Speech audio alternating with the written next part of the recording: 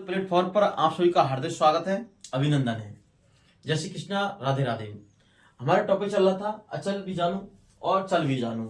क्या चल भी जानू, अचल भी जानू, अलैंगिक जन्म के प्रकार में। उसमें अचल भी जानू हम पढ़ चुके हैं, वो चल भी जानू और अचल भी जानू ये अनुकूल परिस्थितियों में निर्मित होते हैं। कायक कोशिका, पुत्री कोशिका निर्मित होती है, लेकिन वे मुक्त नहीं होते हैं। कायक कोशिका में ही अंकुरित होते हैं और अंकुरित के बाद मुक्त होती है। ठीक है, ये पढ़ा। आज हम फिर थर्ड स्टेप पढ़ेंगे और थर्ड स्टेप का नाम है निश्चेष्ट बीजाणु।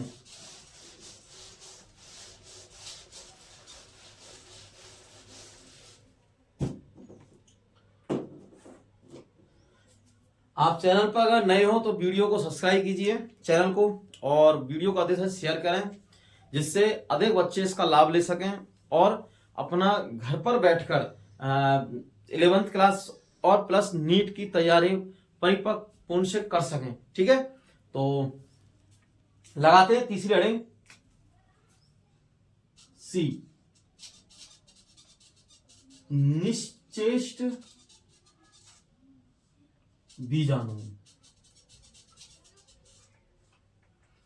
निश्चेष्ट बीजाणु इसे कहते हैं हिप्नो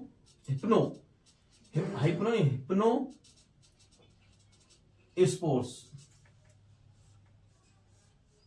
निश्चित बीजाणु हिप्नोस्पोर।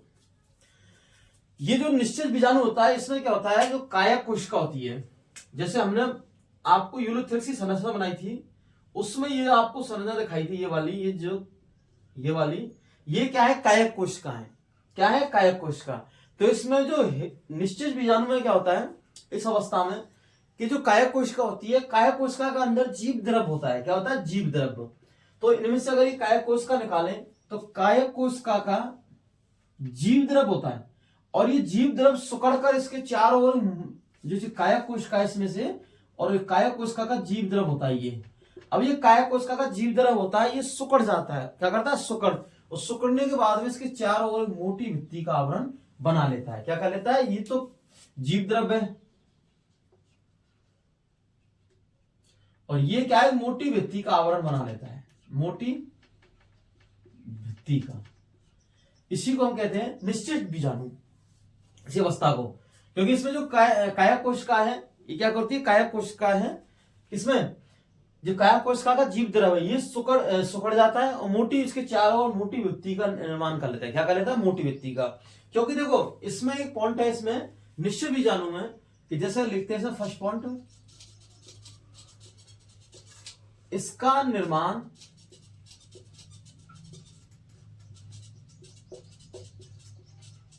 प्रतिकूल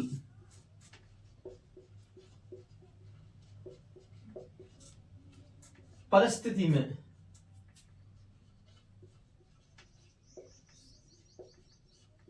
होता है। क्या होता है, इसका निर्माण प्रतिकूल परिस्थितियों में होता है। देखो हम इसमें बार बार पढ़ेंगे प्रतिकूल परिस्थिति और अनुकूल परिस्थिति। एक तो पढ़ेंगे हम इसमें प्रतिकूल परिस्थिति, क्योंकि ये बच्चों को डाउट करती है, प्रतिकूल परिस्थिति।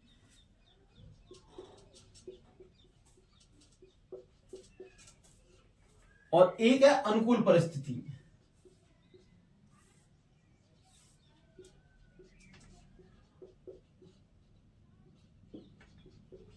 इसका मीन्स क्या होता है इनके बारे में, प्रतिकूल परिस्थिति क्या होती है, अनुकूल परिस्थिति क्या होती है। देखो वैसे तो इनके नाम से ही स्पष्ट है, अनुकूल प्रति। अनुकूल का मतलब जैसा वातावरण है उसके अनुसार, और प्रति मतलब उसके विपरीत। जैसे क्या हुआ, निश्चित बीजाणु है, इनका निर्माण कैसे होता है, प्रतिकूल परिस्थितियों में होता है। कैसे, प्रतिकूल परिस्थितियों में होता है, रेस्टिंग फेज में प्रतिकूल परिस्थितियों में इनका निर्माण होता है। और ये जब अंकुलित अवस्था, क्योंकि जैसे ही हमारे जो क्या है, निश्चित बीजाणु है, ये क्या होते हैं, अंकुरित।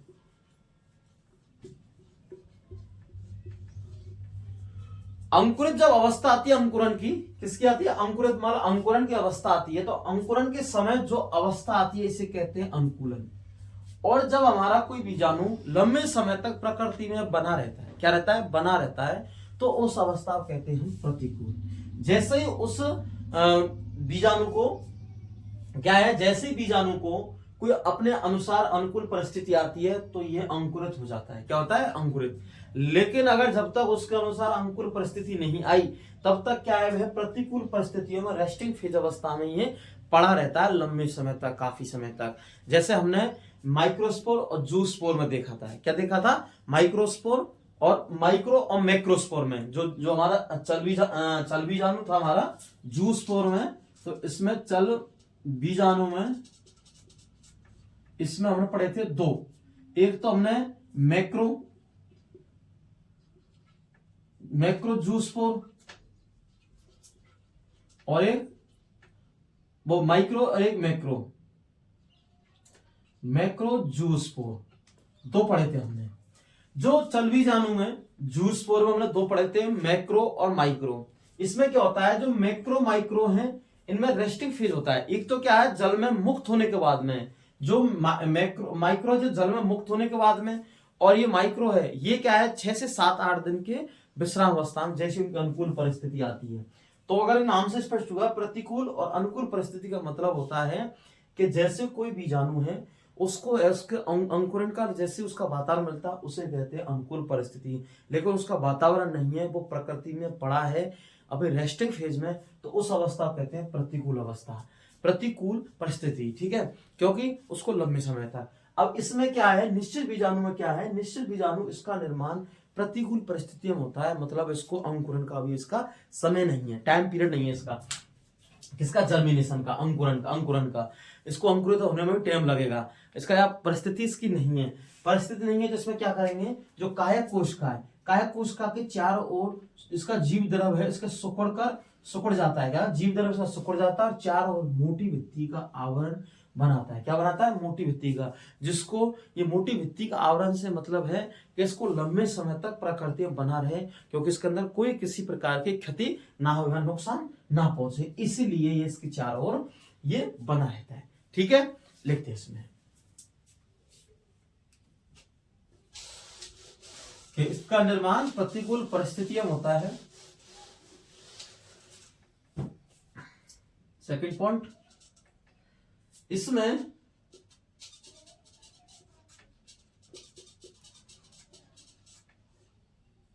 कायक कोशिका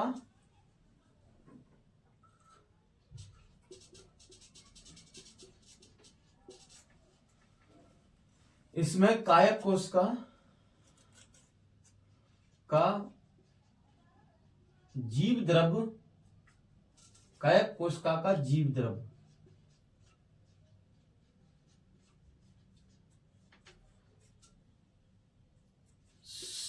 सुकुड़ कर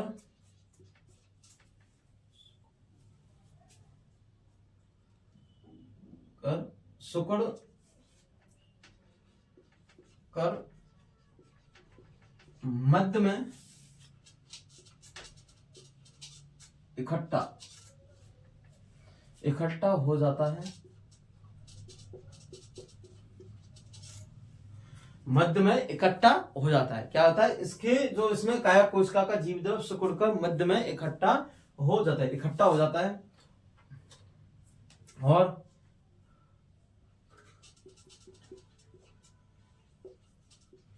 इसके चारों ओर मोटी भित्ति का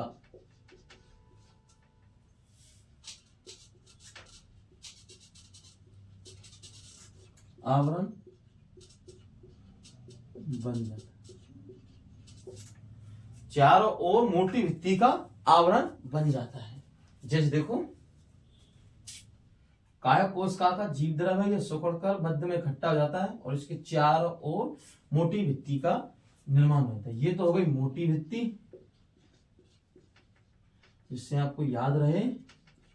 और ये क्या है, जीव द्रव, जीव द्रव सिकुड़कर मध्य में। ठीक है, तो ये हुआ। तो निश्चित बीजाणु है, इसमें क्या होता है कि इसका निर्माण प्रतिकूल परिस्थितियों में होता है। क्या होता है, इसका निर्माण प्रतिकूल परिस्थिति में होता है। और इसमें कायक कोशिका, क्या है, इसमें कायक कोशिका का जीव द्रव सुकड़ कर मध्य में इकट्ठा हो जाता है, या मध्य में इकट्ठा हो जाता है और इसके चारों ओर मोटी भित्ति का आवरण बन जाता है। क्या बनता है? इसके चारों ओर मोटी भित्ति का आवरण बन जाता है। ठीक है, अब लिखते हैं नेक्स्ट।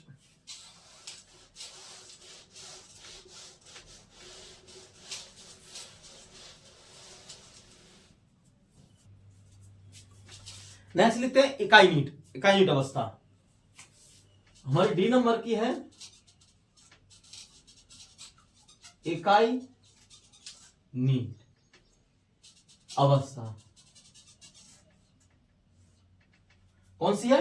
इकाई नीट अवस्था। इकाई नीट अवस्था है, कौन सी है? इकाई नीट अवस्था है। अगर इसमें देखते हैं इकाई नीट अवस्था में कोई सेम इसका भी निर्माण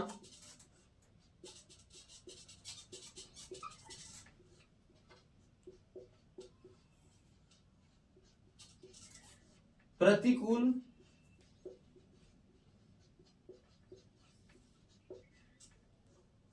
परिस्थितियों में होता है। क्या होता है? इकाई नीट अवस्था है। कौन सी अवस्था है? इकाई नीट अवस्था है। इसका निर्माण प्रतिकूल परिस्थितियों में होता है। क्या होता है? इसका निर्माण प्रतिकूल परिस्थितियों में होता है। दूसरा, इसमें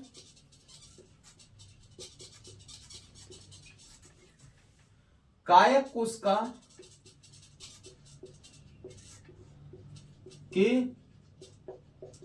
चारों ओर, इसमें कायक कोशिका के चारों ओर मोटी भित्ति का आवरण बन जाता है। इकाई नीट अवस्था में क्या होता है कि इसमें इसका निर्माण प्रतिकूल परिस्थितियों में होता है। क्या होता है? प्रतिकूल परिस्थितियों में होता है। इसमें कायक कोशिका के चारों ओर मोटी भित्ति का आवरण बन जाता है। जैसे देखो, ये वाली क्या है? कायक कोशिका है। इस प्रकार से अब ये कायक कोशिका है। कायक कोशिका के चारों ओर मोटी भित्ति का आवरण बन जाता है। क्या बनता है? चारों ओर मोटी भित्ति का आवरण बन जाता है, जिससे ये प्रतिकूल परिस्थितियों में बना रहे। जैसे ही इनके अनुकूल परिस्थिति हो तो ये मोटी भित्ति का आवरण ये फट जाता है, फिर उसके बाद में अंकुरन होता है। क्या होता है? अंकुरन होता है। ठीक है, तो इसमें क्या है? जो कायक कोशिका है इसके अंदर मोटी भित्ति का, कैसी भित्ति का? मोटी भित्ति का आवरण बन जाता है। तो इसका निर्माण प्रतिकूल परिस्थितियों में होता है। सेम कंडीशन, इसमें कायक कोशिका के चारों मोटी भित्ति का आवरण बन जाता है। जैसे हमने निश्चय बीजाणु में क्या देखा था कि निश्चय बीजाणु में कायक कोशिका का जीव द्रव सुकड़कर, इसमें क्या है? जो अगर इकाई नीट अवस्था में क्या होता है कि इसमें कायक कोशिका के चारों मोटी भित्ति का आवरण बन जाता है। लेकिन निश्चित अवस्था में क्या होता है? कायक कोशिका का जीव द्रव सुकड़कर उसके चारों ओर मोटी भित्ति का आवरण बन जाता है। कायक कोशिका का जीव द्रव है, क्या है? जीव द्रव सुकड़कर मोटी भित्ति का आवरण बन जाता है। इसमें क्या है? कायक कोशिका के चारों ओर मोटी भित्ति का आवरण बन जाता है। क्या बनता है? कायक कोशिका के चारों ओर मोटी भित्ति का आवरण बन जाता है। ठीक है, अब नेक्स्ट देखते हैं। इसमें लास्ट है इसमें पामेला अवस्था। कौन सी अवस्था है? पामेला अवस्था।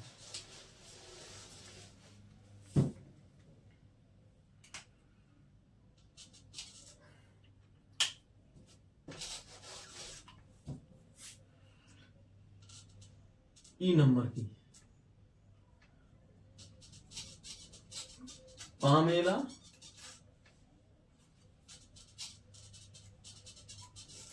अवस्था। कौन सी अवस्था है? पामेला अवस्था। इसका भी निर्माण प्रतिकूल परिस्थितियों में होता है। लिखते इसमें इसका निर्माण प्रतिकूल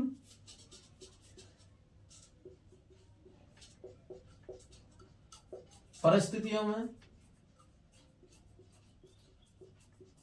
होता है। क्या होता है? इसका निर्माण प्रतिकूल परिस्थितियों में होता है। किसका निर्माण? पामिलावस्था का। इसमें क्या होता है, इसमें जो कायक कोशिका में जो पुत्री कोशिकाएं का है, कायक कोशिका में जो पुत्री कोशिका है, पुत्री कोशिका द्वारा श्लेष्मा का आवरण बनता है। क्या कहना है, श्लेष्मा का आवरण बनता है। क्या बनता है, श्लेष्मा का। तो इसमें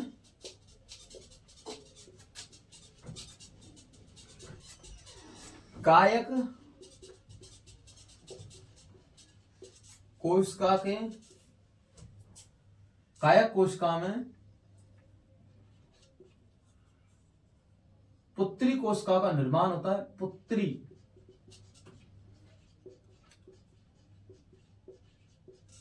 पुत्री कोशिका का, या ऐसा करो, पुत्री कोशिका का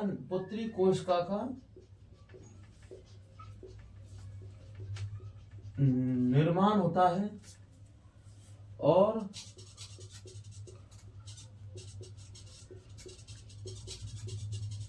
पुत्री कोशिका के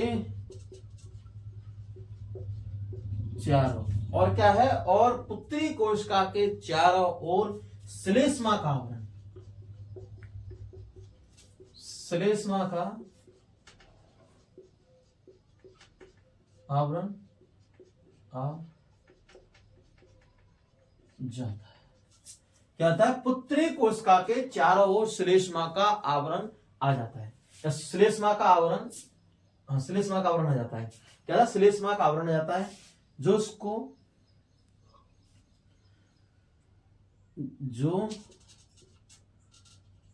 इसको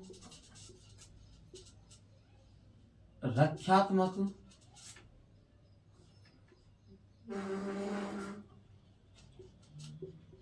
आवरण का निर्माण करती है। जैसे क्या है, हमारी ये कायक कोशिका है, ये ठीक है, ये भी कायक कोशिका हमारी, और ये भी कायक कोशिका है। तो इसमें कायक कोशिका में पुत्री कोशिकाओं का निर्माण होता है इस प्रकार, और ये पुत्री कोशिका क्या करती है, श्लेष्मा का निर्माण करती है। क्या करती है, म्यूकस का निर्माण करती है। क्या करती है, म्यूकस का, क्योंकि उनको प्रतिकूल परिस्थितियों में बने रखना है। क्या करना है, जो इसमें बनी कायक कोशिका को, पुत्री कोशिकाओं को प्रतिकूल परिस्थितियों में बनाए रखना है। इसके चारों ओर क्या कहते हैं, रक्षात्मक आवरण होता है। क्या होता है, रक्षात्मक आवरण होता है, जो श्लेष्मा का आवरण होता है। कैसा होता है, श्लेष्मा का आवरण होता है। जैसे अनुकूल परिस्थिति आती है, श्लेष्मा का आवरण हट जाता है और इनमें से ये अंकुरित हो जाती है। क्या होते हैं, अंकुरन हो जाता है। ठीक है, तो इस प्रकार पामिलावस्था समाप्त होगी हमारी। अब हम पढ़ेंगे लैंगिक जनन। क्या पढ़ेंगे, लैंगिक जनन, क्योंकि हमारा अलैंगिक जनन कंप्लीट हो गया। अब पढ़ेंगे हम सेक्सुअल रिप्रोडक्शन, लैंगिक जनन। ठीक है, लगाते हैं हेडिंग, क्योंकि इसमें देखो श्लेष्मा का आवरण बन जाता है, आवरण आ जाता है, और ये रक्षात्मक आवरण का निर्माण करती है। ठीक है, तो श्लेष्मा का इस प्रकार, ये साथ साथ में डायग्राम बना लो, क्योंकि ये थोड़ा समझ में भी आ जाएगा। ठीक है,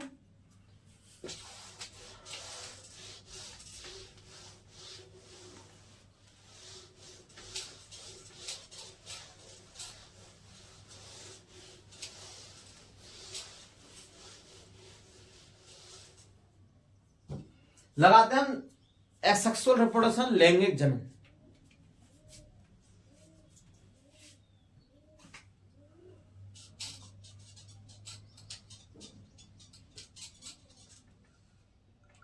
लैंगिक जनन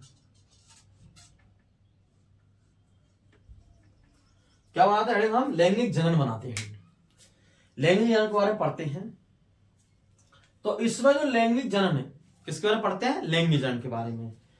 तो सबसे पहले इसमें हम पढ़ेंगे कि जो लैंगिक जनन है, क्या है, लैंगिक जनन, ये जनन है, लैंगिक जनन, ये एक कोश की है। जो लैंगिक जनन अंग है, ये एक कोश की है, वह बहुकोशिकीय होते हैं।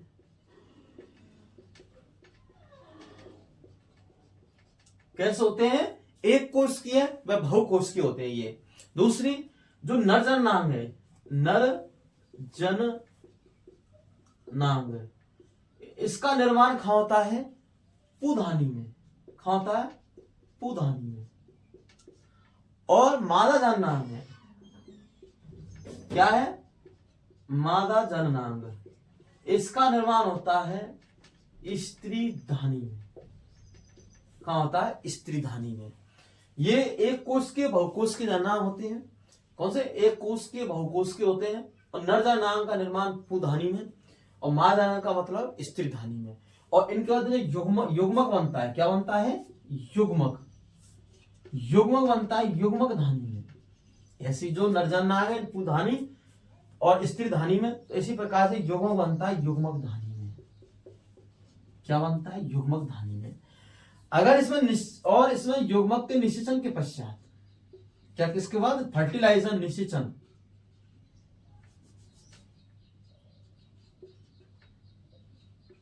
निषेचन के पश्चात, निषेचन के पश्चात युग्मनज का निर्माण होता है। किसका निर्माण होता है, युग्मनज, युग्मनज का निर्माण होता है। किसका होता है, युग्मनज का निर्माण होता है, ना कि एम्ब्रियो, भ्रूण का निर्माण नहीं होता है। किसका, एम्ब्रियो का निर्माण नहीं होता है, खाली क्या होता है, युग्मनज का निर्माण होता है। किसका होता है, युग्मनज का निर्माण होता है। ठीक है। दूसरा, इसमें जो युग्मक है, युग्मक का है अलग अलग तंतुओं से आते हैं। कैसे आते हैं, अलग अलग तंतुओं से आते हैं, इसलिए इसको हम जालिकावत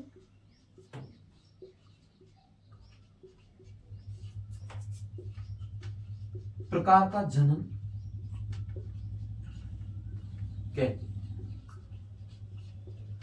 क्या कहते हैं, इसलिए इसको हम जालिका, अलग अलग तंतुओं से आते हैं। कौन, इसमें जो युग्मक है अलग अलग तंतुओं से आते हैं, इसलिए हम इसको जालिकावत प्रकार का जनन कहते हैं। क्या कहते हैं, जनन।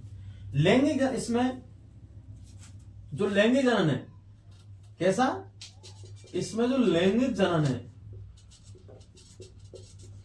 जो समयुग्मकी होता है, समयुग्मकी प्रकार का होता है। समयुग्मकी आइसोजेनस, कैसा, आइसोजेनस प्रकार का होता है समयुग्मकी। मतलब इसमें युग्मक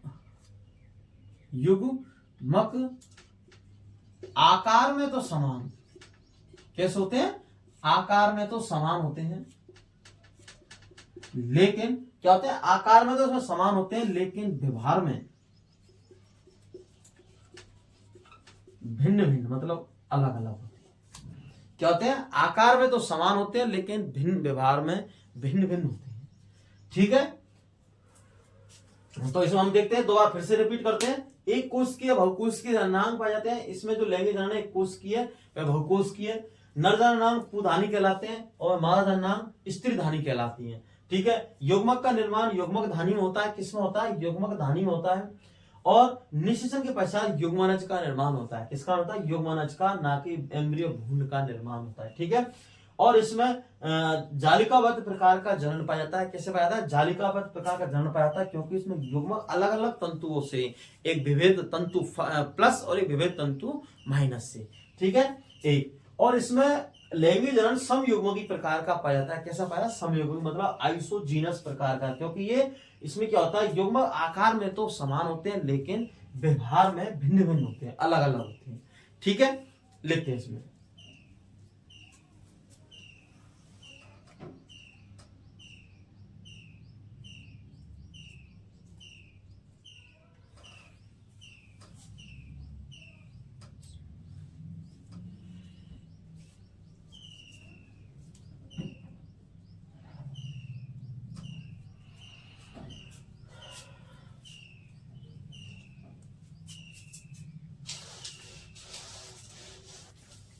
ठीक है। तो हम लिखते हैं, लैंगिक जनन के बारे में पढ़ते हैं। ठीक है। लिखते हैं पॉइंट इसमें,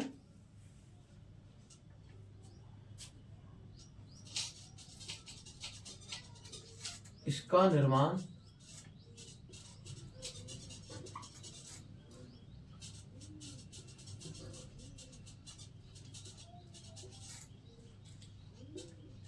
प्रतिकूल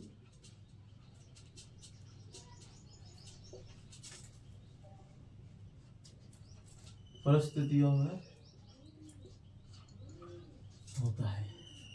इसका निर्माण प्रतिकूल परिस्थितियों में होता है।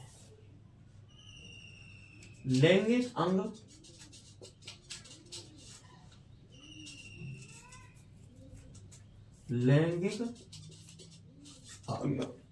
क्या है? लैंगिक अंग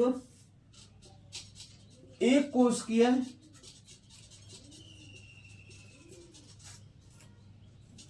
व बहुकोशिकीय प्रकार के होते हैं। बहुकोशिकीय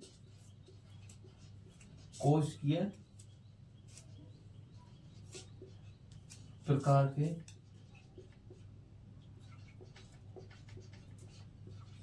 होते हैं। लैंगिक अंग एक कोशिकीय व बहुकोशिकीय प्रकार के होते हैं।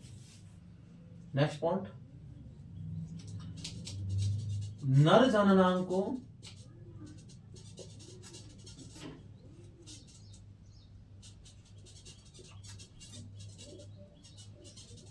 पुधानी व मादा जननांगों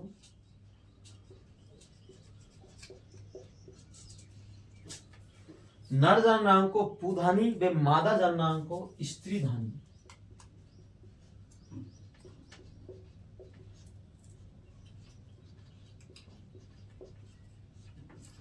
कहते हैं। क्या कहते हैं? मादा जननांग को स्त्रीधानी कहते हैं। जैसे इसका निर्माण प्रतिकूल परिस्थितियों में होता है। लैंगिक अंग एक कोशिकीय बहुकोशिकीय प्रकार के होते हैं और नर जननांग को पुधानी में मादा जननांग को स्त्रीधानी कहते हैं। ठीक है, लिखते हैं नेक्स्ट पॉइंट, युग्मक का निर्माण युग्मक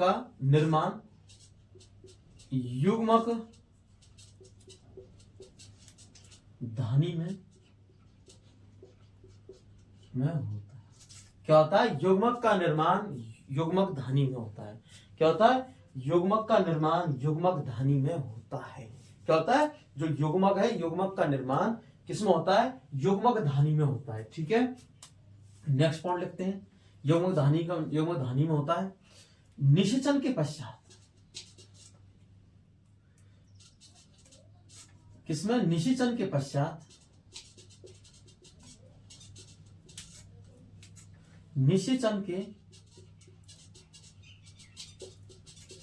पश्चात युग्मनज मतलब जाइगोट युग्मनज का निर्माण होता है। भ्रूण मतलब एम्ब्रियो का निर्माण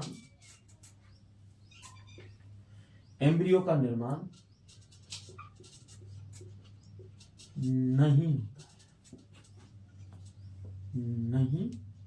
होता है। निषेचन के पश्चात युग्मनज का निर्माण होता है। क्या होता है?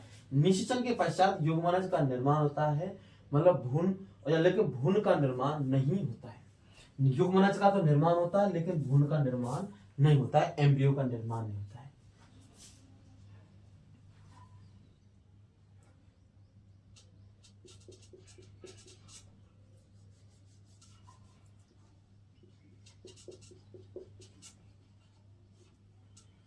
लैंगिक अंग समयुग्मकी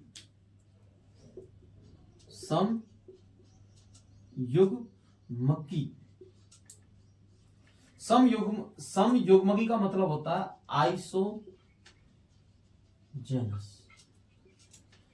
लैंगिक अंग कैसे हैं? लैंगिक अंग समयुग्मकी आइसोजेनस प्रकार के होते हैं। मतलब लैंगिक अंग है जो समयुग्मिक प्रकार के होते हैं। कैसे होते हैं? समयुग्मिक प्रकार के होते हैं। इसका मतलब अर्थात ऐसे लिख लो, अर्थात कैसे लिख लो? अर्थात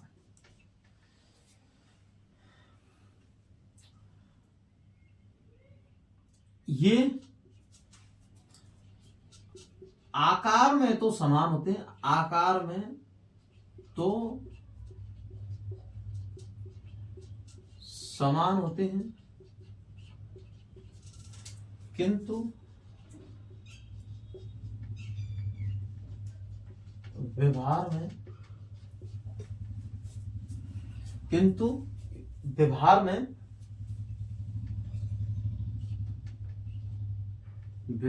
भिन्न भिन्न होती है,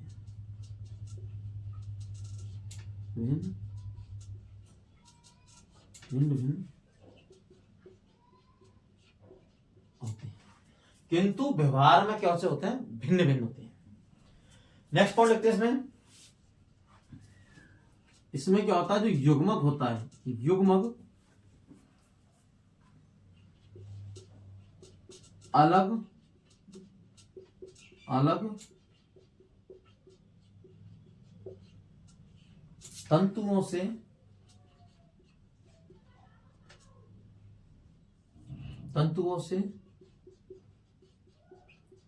निर्मित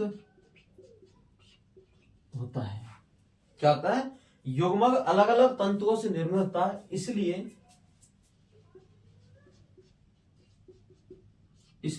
इसमें मैंने वहां मतलब जालिकावत लिखा है उसमें, लेकिन इसमें क्या विषम जालिकावत होता है। ठीक है, समझाते वक्त मैंने जालिकावत लिख दिया, लेकिन इसमें क्या विषम जालिकावत प्रकार का जन्म पाया जाता है, लेकिन इसलिए इसमें विषम, क्योंकि जालिकावत लिख के रह गया था, मैं विषम नहीं लिख पाया, इसलिए आप विषम कर लेना वहां पर है, विषम जालिकावत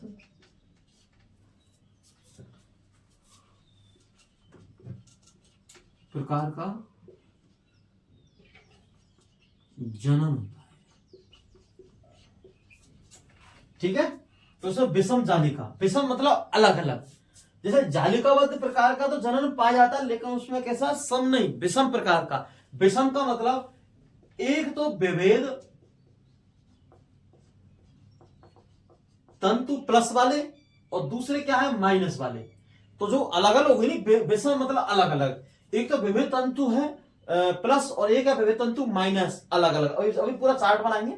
ठीक है, तो एक तो कैसा है, विभेद तंतु फर्स्ट मतलब पॉजिटिव, और एक क्या है, विभेद तंतु नेगेटिव मतलब प्लस और माइनस, इसलिए इसको विषम जालिकाबद्ध प्रकार का जनन कहते हैं। क्योंकि जालिकाबद्ध प्रकार का जनन तो कहते हैं क्योंकि इसमें युग्मक अलग अलग तंतुओं से निर्मित होते हैं। कैसे, अलग अलग तंतुओं से, लेकिन एक प्लस मतलब धनात्मक विभेद तंतु से और दूसरा ऋणात्मक विभेद तंतु से। ठीक है, तो फिर समझते हैं इसमें लैंगिक जनन में इसका निर्माण प्रतिकूल परिस्थितियों, वही सेम कंडीशन, इसका निर्माण कैसे होता है, प्रतिकूल परिस्थितियों में होता है। कैसे होता है, प्रतिकूल परिस्थितियों में होता है। लैंगिक अंग एक कोशिकीय बहुकोशिकीय होते हैं। कैसे होते हैं, लैंगिक अंग एक कोशिकीय बहुकोशिकीय होते हैं। नरजननांग को पुधानी स्त्री धानी कहते हैं। क्या कहते हैं, नरजननांग को पुधानी व मादा जननांग को स्त्री धानी कहते हैं। क्या कहते हैं, स्त्री धानी। युग्मक का निर्माण युग्मक धानी में होता है। किसमें होता है, युग्मक का निर्माण युग्मक धानी में होता है। निषेचन के पश्चात युग्मनज तो बनता है, लेकिन भ्रूण एम्ब्रियो का निर्माण नहीं होता है। ठीक है, लैंगिक अंग समयुग्मक प्रकार का, समयुग्मकी आइसोजेनस प्रकार का होता है। समयुग्मकी समयुग्मक होता है, अर्थात आकार में तो समान होते हैं, लेकिन किंतु व्यवहार में भिन्न भिन्न होते हैं, अलग अलग। ठीक है, युग्मक अलग अलग तंतुओं से निर्मित होते हैं, इसलिए इसको हम विषम जालिकावत, कौन सा, विषम जालिकावत प्रकार का जनन कहते हैं। क्वेश्चन आता है अलैंगिक जनन के बारे में। कैसे आता है, अलैंगिक जनन के बारे में। तो अलैंगिक जनन में विषम जालिकावत प्रकार का जनन पाया जाता है। कैसा पाया जाता है, विषम जालिकावत प्रकार का जनन पाया जाता है। अब हम पूरा चार्ट बनाएंगे। ठीक है, लैंगिक जनन के बारे में।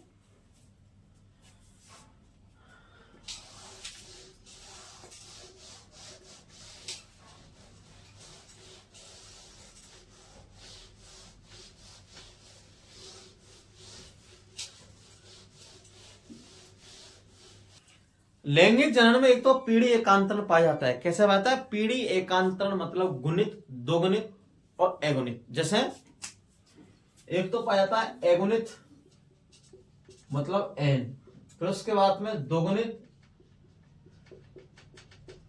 2n, फिर उसके बाद में अगुणित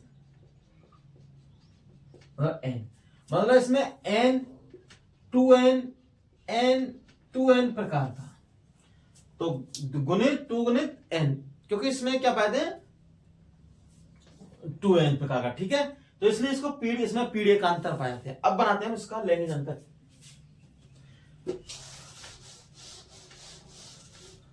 इसमें क्या होता है,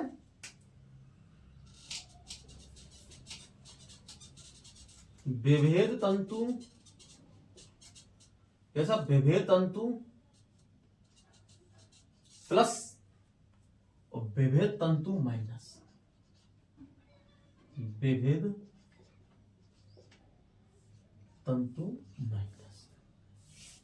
इसमें होता है युग्मक धानी और इसमें भी युग्मक धानी।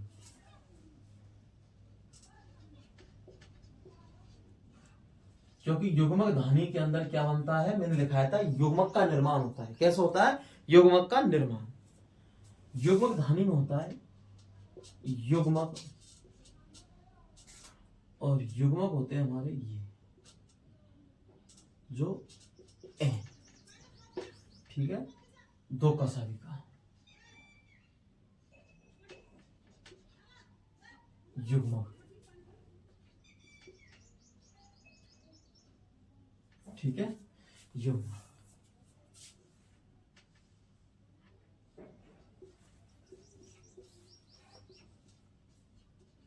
जल में अब ये युग्मक क्या होते हैं, जल में मुक्त होते हैं और उनको कहते हैं संलयन। संलयन होता है इनमें, क्या होता है संलयन, संलयन होता है। और ये 4 कसाविका युक्त, भाई 2 कसाविका इसकी और 2 कसाविका इसकी और 2 गणित,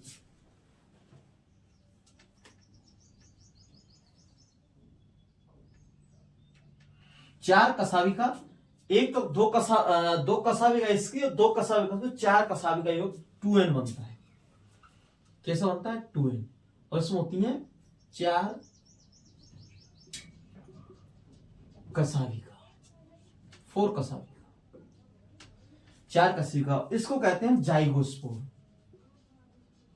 जाइगोस्पोर, क्या कहते हैं इसको हम जाइगोस्पोर। अब इसमें क्या होता है, ये जाइगोस्पोर है, ये प्रतिकूल परिस्थितियों का निर्माण करता है, इसे कहते हैं ये 2n, और प्रतिकूल परिस्थितियों का निर्माण होता है। कैसे होता है, प्रतिकूल परिस्थिति में निर्मित होता है, इसको कहते हैं ऊस्पोर। क्या कहते हैं इसको हम ऊस्पोर कहते हैं। इसका क्या होता है, प्रतिकूल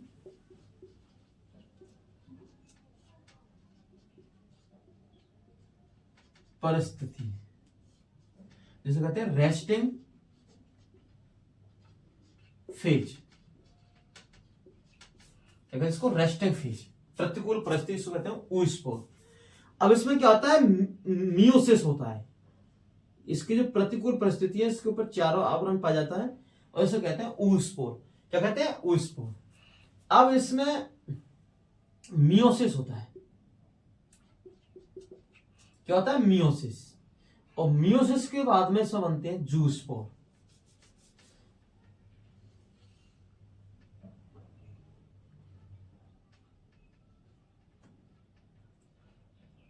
जूस्पोर। फिर इसमें इसके बाद में ये चलबीजाणु,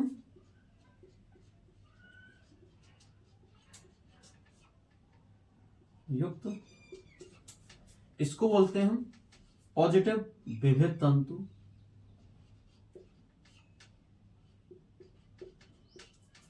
और इसको बोलते हैं नेगेटिव विभेद तंतु। इसको तो बोलते हैं हम चलबीजाणु युक्त, और इसको बोलते हैं हम विभेद तंतु, इसको बोलते हैं विभेद तंतु नेगेटिव, मतलब चलबीजाणु, ये भी चलबीजाणु युक्त। अब क्या होता है इनका, फिर से अंकुरित होते हैं, ये भी अंकुरित और ये भी, इसको अंदर ले थोड़ा सा दिख नहीं रहा था, अंकुरित, जर्मिनेशन, अंकुरन, ठीक है, इनका ही अंकुरन।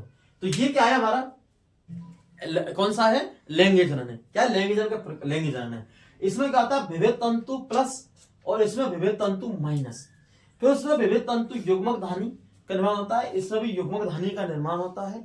युग्मक धानी के अंदर मैंने बताया था, युग्मक धानी के अंदर किसका निर्माण होता है, युग्मक का निर्माण होता है। तो युग्मक का निर्माण होता है। युग्मक कैसा है, एगोनित होता है, हिप्लॉन्टिक क्या होता है, हिप्लॉन्टिक होता है। तो इसमें दो कसाविका युक्त, दो कसाविका युग्म होता है। अब ये जल में मुक्त होती है, संलयन होता है इनका, संलयन क्या होता है, संलयन। तो इसमें जाइगोस्पोर 2n मतलब 4 कसाविका, कैसा 4 कसाविका 2n, और इसमें 4 कसाविका होते हैं क्योंकि 2 कसाविका इसके और 2 कसाविका, और एक n और 2n, एक हिप्लॉन्टिक और ये होता है डिप्लॉन्टिक। कैसा होता है, डिप्लॉन्टिक, ठीक है। और इसमें क्या होता है, ऊस्पोर, इस अवस्था को हम कहते हैं, इसके बाद में इसका नाम होता है ऊस्पोर का, किसका, ऊस्पोर का, जो प्रतिकूल परिस्थितियों में बना रहता है, रेस्टेंट फेज में रहता है।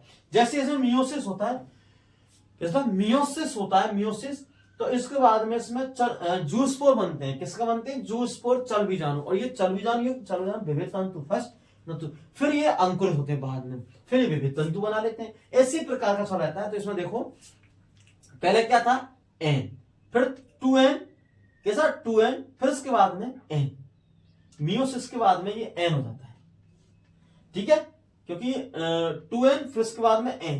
तो ये क्या होगा, इसमें क्या होता है, लिख दे थोड़ा सा इसमें अंदर, n, 2n और n, इसको कहते हैं एगोनित,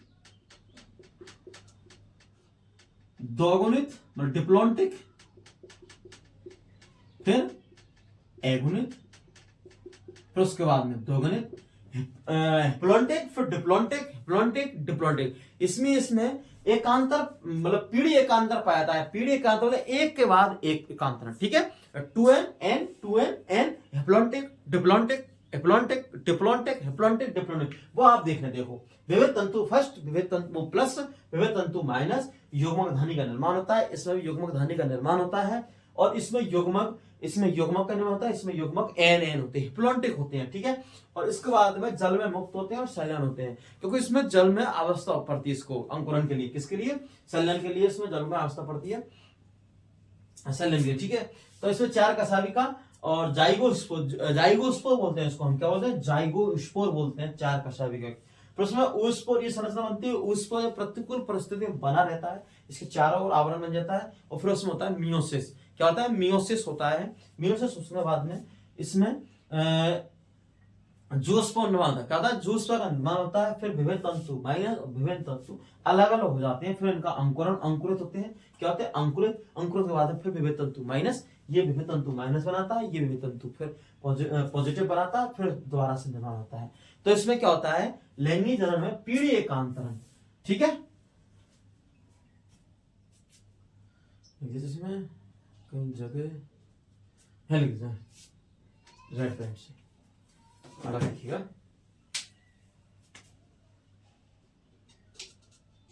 लैंगिक जनन में पीढ़ी एकांतरण पाया जाता है, n 2n और n, ठीक है। n मतलब एगुणित और 2n मतलब एगुणित। अब हम क्या पढ़े, नेक्स्ट पढ़ेंगे हम शैवालों का एल्गी, क्लासिफिकेशन ऑफ एल्गी, शैवालों का वर्गीकरण। शैवाल वर्ण एफी फिशर ने दिया था, किसने दिया था, एफी फिशर ने दिया था, जिसने शैवालों को संचित भोजन और वर्णों के आधार पर 11 भागों में या 11 वर्गों में बांटा। किसने बांटा, 11 वर्गों में। देखते हैं, ठीक है, इसको रख कर हम, क्योंकि इसमें ये भी लिख देना कि लैंगिक जनन में पीढ़ी एकांतरण पाया जाता है। कैसे पाया जाता है, पीढ़ी एकांतरण, ठीक है।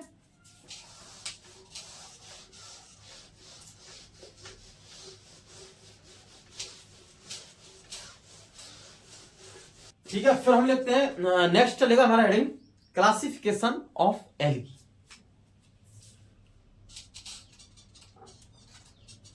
क्लासिफिकेशन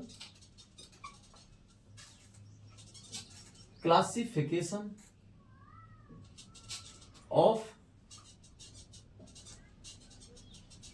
एल्गी, शैवालों का वर्गीकरण। क्या पढ़ेंगे? शैवालों का वर्गीकरण। क्लासिफिकेशन ऑफ एल्गी, शैवालों का वर्गीकरण। शैवालों का वर्गीकरण एफी फिशर ने, क्या एफी फिशर ने, क्या है? एफी फिशर ने शैवालों को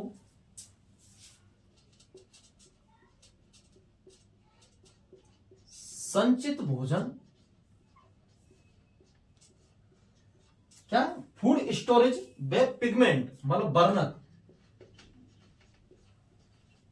के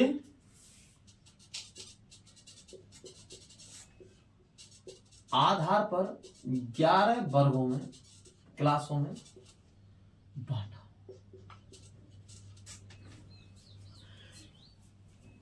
एफी फिशर ने शैवालों को संचित भोजन व बर्नक के आधार पर 11 वर्गों में बांटा। कैसे बांटा? 11 वर्गों में बांटा। आधार पर 11 वर्गों में, कितने वर्गों में? 11 वर्गों में बांटा। कितने बांटा होगा? शैवालों को, एल्गी को। क्लासिफिकेशन, फिर उसके बाद में शैवालों का जीवन चक्र पढ़ेंगे। ठीक है, तो एफी फिशर ने शैवालों को संचित भोजन व बर्नक के आधार पर कितने वर्गों में? आधार पर 11 वर्गों में बांटा। क्या बांटा? 11 वर्गों में बांटा। ठीक है, कितने वर्गों में? 11 वर्गों में बांटा। कौन से वर्ग है? 11 वर्ग। तो 11 वर्ग में सबसे पहले पढ़ेंगे क्लोरोफाइसी। पहला पढ़ेंगे हम क्लोरोफाइसी। क्या है? पहला हमारा क्लोरोफाइसी। क्लोरोफाइसी के अंदर आते हैं हरे शैवाल। कौन से रखते हैं इसमें? हरे शैवालों को रखते हैं। और इसमें जो क्लोरोफिल ए व क्लोरोफिल बी होता है, बर्नर। क्लोरोफिल बी उपस्थित होता है। उपस्थित क्लोरोफिल ए और क्लोरोफिल बी उपस्थित होता है। उपस्थित, ठीक है। इसमें संचित भोजन, इसमें क्या होता है? इसमें संचित भोजन स्टार्च पाया जाता है। क्या होता है? स्टार्च। इसकी किसकी बात करें? इसमें संचित भोजन स्टार्च होता है। कैसा होता है? स्टार्च। इसके एग्जाम्पल की बात करें तो इसमें एक तो होता है कारा, एक होता है बॉलवैक्स, एक होता है क्लेमाइडो मोनास, एक होता है स्पाइरोगायरा, एक होता है यूलोथ्रिक्स।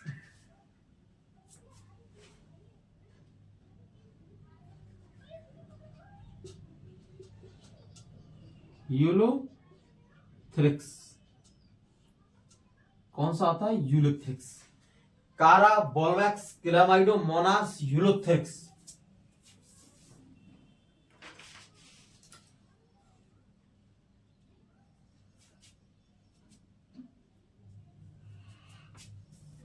क्या होता है? तो इसमें संचित भोजन एक तो स्टार्च होता है और एक कार, इसमें एग्जांपल बात करें तो कारा, बॉलवैक्स, क्लेमाइडो मोनास, स्पाइरो गायरा और यूलोथ्रिक्स होता है। इसमें एक तो क्लोरोफाइसी है, मतलब इसमें हरे शैवाल आते हैं, पहला वर्ग, क्योंकि इसके 11 वर्ग हैं। क्या? एफी फिशर ने शैवालों को संचित भोजन व बर्नक के आधार पर 11 वर्गों में बांटा है। क्या बांटा? 11 वर्गों में। तो एक तो है हरे शैवाल जो क्लोरोफाइसी में, पहला वर्ग कौन सा है, क्लोरोफाइसी, जिसमें आते हैं हरे सहवर्ग। इसमें जो वर्णक होता है कौन सा होता है, वर्णक एक तो क्लोरोफिल ए और एक क्लोरोफिल बी। और संचित भोजन क्या है, फूड स्टोरेज की बात करें तो स्टार्च होता है। एग्जाम्पल की बात करें तो एक तो कारा है, एक बॉलवैक्स है, एक क्लेमाइडोमोनास है और एक का है यूलोथ्रिक्स है। कैसा है, यूलोथ्रिक्स। ठीक है। नेक्स्ट अगर बात करें हम सेकंड की,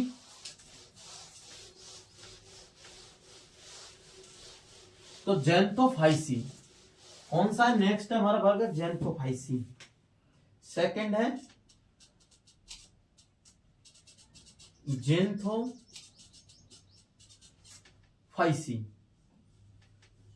जेंथोफाइसी के अंदर पीले